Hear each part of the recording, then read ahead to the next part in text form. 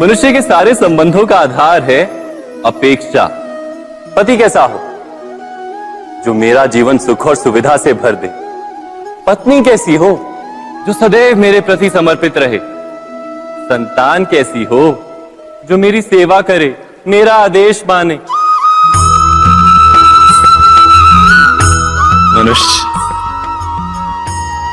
मनुष्य उसी को प्रेम भी कर पाता है जो उसकी अपेक्षा पूर्ण करता है। और अपेक्षा की तो नियति है भंग होना। कैसे?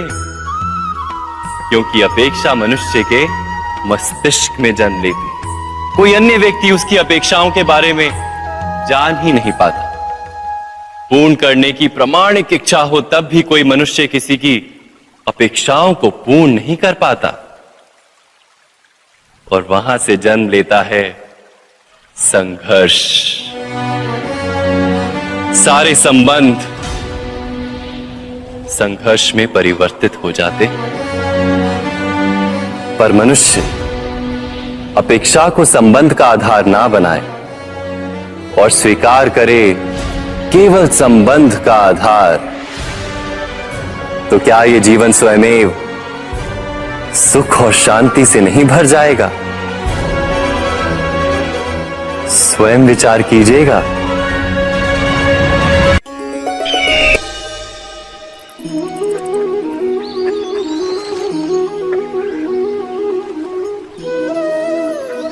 समय के आरंभ से ही मनुष्य को एक प्रश्न सदा पीड़ा देता है कि वो अपने संबंधों में अधिकतम सुख और कम से कम दुख किस प्रकार प्राप्त कर सकता है।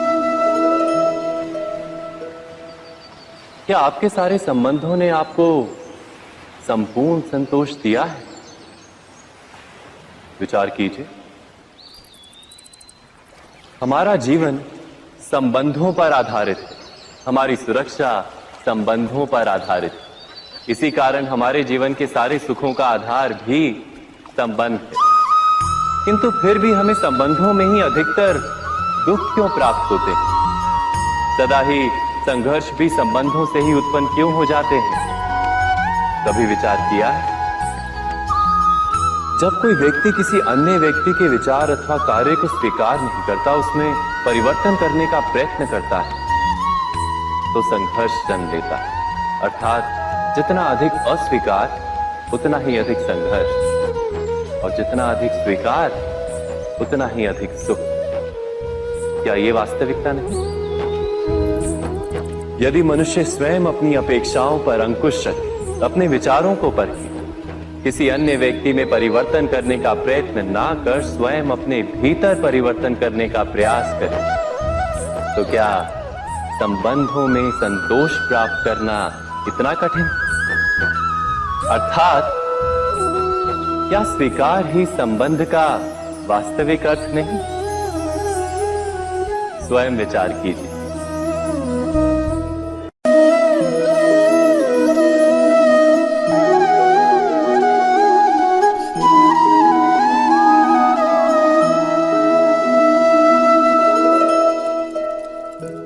जब किसी व्यक्ति को किसी घटना में अन्याय का अनुभव होता है, तो वो घटना उसके अंतर को झकझोर देती। समस्त जगत उसे अपना शत्रु प्रतीत होता है। अन्याय लगने वाली घटना जितनी बड़ी होती है, मनुष्य का हृदय भी उतना ही अधिक विरोध करता है। उस घटना के उत्तर में वो न्याय मांगता है, और ये योग्य भी है। वास्तव में समाज में किसी भी प्रकार का अन्याय व्यक्ति की आस्था और विश्वास का नाश है। किंतु ये न्याय क्या है? न्याय का अर्थ क्या है? अन्याय करने वाले को अपने कार्य पर पश्चाताप हो और अन्याय भुगतने वाले के मन में फिर से विश्वास जगे समाज के प्रति। इतना ही अर्थ है ना न्याय का। किंतु जिसके हृदय में धर्म नहीं होता, वो न्याय को छोड़कर बैर और प्रतिशोध को अपनाता है। हिंसा के बदले प्रतिहिंसा की भावना लेकर चलता है। स्वयं भोगी हुई पीड़ा से कहीं अधिक पीड़ा देने का प्रयत्न करता है और इस मार्ग पर चलते अन्याय को भुगतने वाला स्वयं अन्याय करने लगता है। शीघ्र ही वो अपराधी बन जाता है, अर्थात न्याय और प्रतिशोध के बीच बहुत कम अंतर होता है और इसी अंतर का नाम है धर्म। क्या ये सत्य नहीं? स्वयं विचार कीजिए।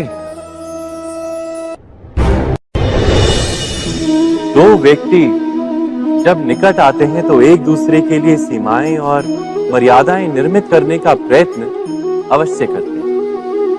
हम यदि सारे संबंधों पर विचार करें तो देखेंगे कि इन सारे संबंधों का आधार यही सीमाएं हैं जो हम दूसरों के लिए निर्मित करते हैं।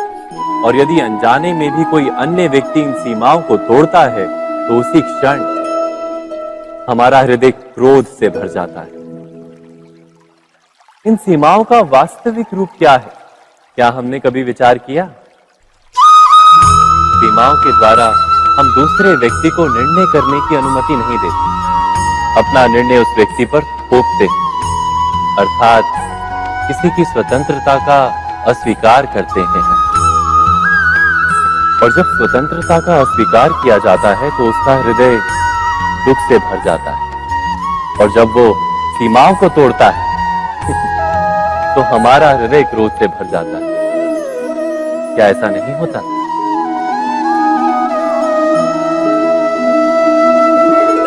पर यदि एक दूसरे की स्वतंत्रता का सम्मान किया जाए तो किसी मर्यादाओं या सीमाओं की आवश्यकता ही नहीं होती। अर्थात जिस प्रकार स्वीकार किसी संबंध का देह है, क्या वैसे ही स्वतंत्रता किसी संबंध की आत्मा नहीं? स्वयं विचार कीजिए।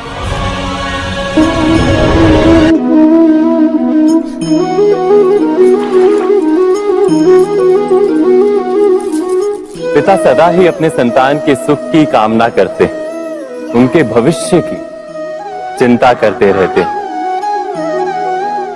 इसी कारणवश सदा ही अपने संतानों के भविष्य का मार्ग स्वयं निश्चित करने का प्रयत्न करते रहते हैं। जिस मार्ग पर पिता स्वयं चला है, जिस मार्ग के कंकर पत्थर को स्वयं देखा है, मार्ग की छाया, मार्ग की धूप को स्वयं जाना है, उसी मार्ग पर उसका पुत्र भी चले, यही इच्छा रहती है हर पिता की। निस्संदेह उत्तम भावना है ये, किंतु 3 प्रश्नों के ऊपर विचार करना हम भूल ही जाते हैं। कौन से प्रश्न? प्रथम प्रश्न, क्या समय के साथ प्रत्येक मार्ग बदल नहीं जाते? क्या समय सदा ही नई चुनौतियों को लेकर नहीं आता? तो फिर बीते हुए समय के अनुभव नई पीढ़ी को किस प्रकार लाभ दे सकते हैं? दूसरा प्रश्न, क्या प्रत्येक संतान अपने माता पिता की छवि होता है? हाँ, संतानों को संस्कार तो अवश्य माता पिता देते हैं, किंतु भीतर की क्षमता तो ईश्वर देते हैं। तो जिस मार्ग पर पिता को सफलता मिली है, विश्वास है कि उसी मार्ग पर उसकी संतानों को भी सफलता और सुख प्राप्त होगा। तीसरा प्रश्न, क्या जीवन के संघर्ष और चुनौतियां लाभकारी नहीं होती? क्या प्रत्येक नया प्रश्न एक नए उत्तर का द्वार नहीं खोलता? तो फिर संतानों को नए नए प्रश्नों, संघर्षों और चुनौतियों से दूर रखना, ये उनके लिए लाभ करना कहलाएगा या हानि पहुंचाना? अर्थात जिस प्रकार संतान के भविष्य का निर्माण करने के बदले उसके चरित्र का निर्माण करना श्रेष्ठ है, वैसे संतानों के जीवन का मार्ग निश्चित करने के बदले उन्हें नए संघर्षों के साथ जूझने के लिए मनोबल व ज्ञान देना अधिक लाभदायक नहीं होगा? स्वयं